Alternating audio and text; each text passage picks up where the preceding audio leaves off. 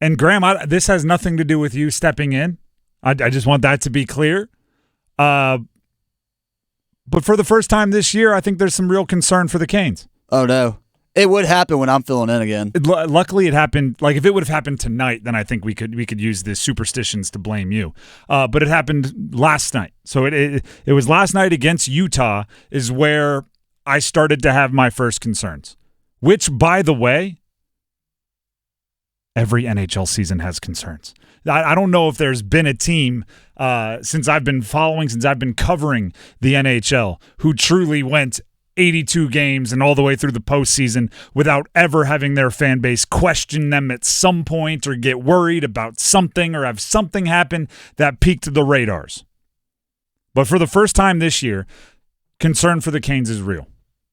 Canes, they were 11-3 coming off a dominant win going into last night's game, right? And that's not to say like the 3 losses didn't have their moments, right? They had a couple of very bad periods this season. But for the most part, you could write those off. You could, here's why, or there was a dramatic return to form very quickly, so your fears were alleviated almost before you realized you were fearful. Last night opened some worries. Injuries, first of all. Pyotr Kochetkov did not finish the game after one particular play. He was down on the ice, grabbing at his leg, kind of, you could tell, very, very concerned, in some discomfort.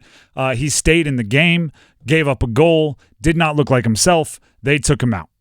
Did come back to the bench, but you can sit on the bench with some injuries. That might be a thing. We're not going to get a ton of details. We don't have a ton of details. I can give you the post-game injury updates from Rod Brind'amour. Graham jumped to that clip here. It's Rod Brind'amour on the update or lack thereof on Pyotr Kochetkov. No, I mean, I'm hoping he's all right. I haven't even checked on him yet, but he did, I guess they get banged up there. I don't know yet. Not a ton of help. There you have it. But I mean, the game had just ended. What was he? He's not a doctor. You know what I mean? I don't know what else we were going to get. Even if it were another sport where they are required to give more in-depth, more detailed injury reports, I don't know if you'd get more than that right after the game. So that happens. Obviously, Seth Jarvis is out with an upper body injury. That's day-to-day. Freddie Anderson, the goalie counterpart for Pyotr Kochetkov, has been out for a while now. Still no estimate on when he returns. He's listed as week to week. Goalie becomes an issue if Pyotr Kochetkov is, even if he doesn't miss time, if he's less than his top self, that becomes an issue.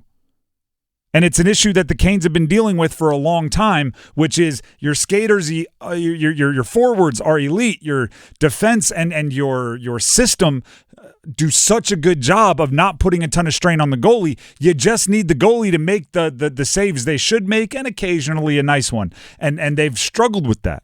And now you're going down to potentially your third goalie in Spencer Martin. Then there's the Aho thing. And yesterday I asked the question on should we be concerned, what's going on. I'm not concerned with Aho, but there needs to be a correction. It was Chip Patterson, who is a very good friend of the Adam Gold Show, which airs before this one, and it was Corey Lavalette, who also covers the Canes.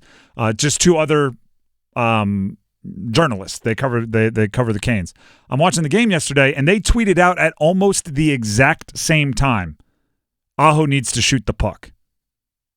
And I went, yeah, okay. So we're all getting there at the same time. We're all arriving at the same place, because yesterday we had the conversation on this show. They're having the conversation as they watch it in the game last night. Sebastian Aho has to score goals.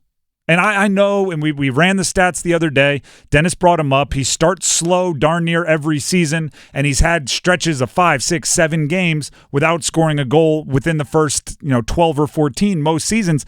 I'm not just going to chalk it up to that's how he's been, so that's how it has to be. The guy has to score. The guy has to score.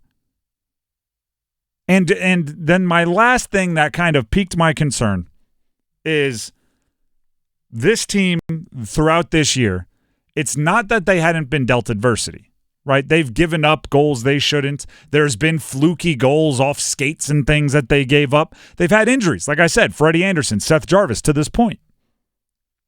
But I've never seen them rattled. I've seen them kind of, have the snowball working against them. You give up 5 goals in a period, but it never looked like they were panicking. When Pyotr Kochetkov left the game yesterday, the energy and the life of the Canes appeared to be sucked out of their uniforms for 15 minutes. Just gone. It was noticeable.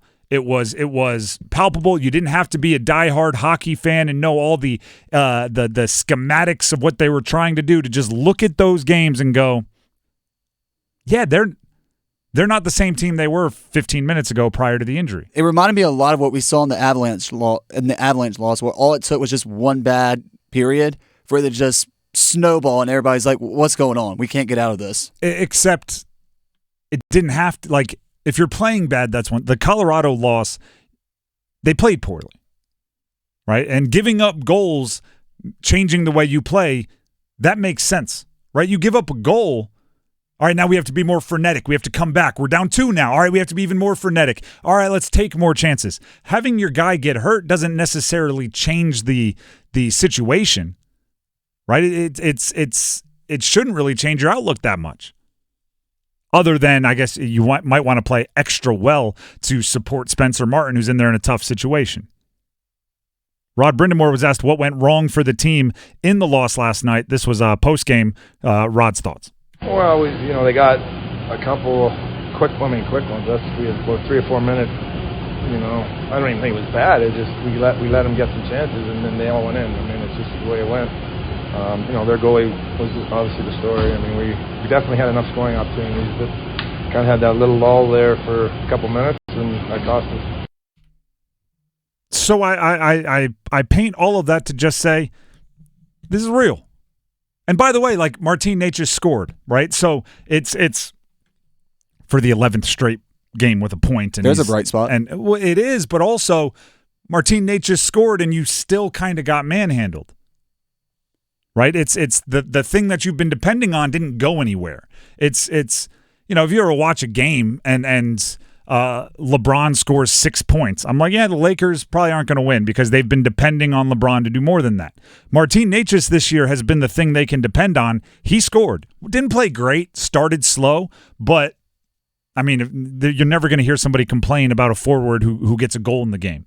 So it's by the way, the setup by Gostisbehere was bananas. I love a hockey pump fake. I fall for it every time. I'm like, goal. So that was a really good play. They still got kind of manhandled. So 11-3 becomes 11-4. You're not sure your goalie situation moving forward. Who knows when Seth Jarvis is going to be back? You're still waiting on your best player to find a rhythm as a goal scorer. Add all that up, I'm concerned. And let's not forget to mention the power play has still struggled a little bit. Even though they scored on a power play goal, I mean, 7 minutes of power play time in the third period, and you can't take advantage. Having flashbacks to the second round series last year of the playoffs. Yeah, we didn't even get into that. The end of the game was weird. You get the instigating, the 5 minute, you can score as many as you want, major, and it was actually, I watched the game at home, obviously, was not in Utah, and it was almost disheartening hearing the excitement from Mike Maniscalco, the voice of the Canes, kind of wane, because he was, as you should, as a broadcaster, he was reminding fans of the rules, right? This is a major penalty. They can, if they score, the power play does not go away. You can continue scoring. And at the beginning, it was it was like an opportunity. You have 5 minutes. This could change the game. They've opened the door. You can come back. Here's what you have. And then as it went along, it became more just reading the fine print of, now it's going to continue. If they score, they'll get it back. And it just, hearing the excitement wane, that was a strange ending to the end of the game. But I think the game ended when Kochetkov got hurt. Not because Spencer Martin isn't good enough to win a game. I think it ended when Kochetkov got hurt because the team wasn't the same after. The Drive with Tim Donnelly, 99.9 The Fan. By the way, I just looked it up. Let's go ahead and check it out just so I can give you the appropriate numbers here. You brought up the PK. Let's see where Utah ranks. Utah is 22nd in penalty kill percentage. Nice. 22nd in the league. So probably should have been able to find a goal with 7 minutes of power play.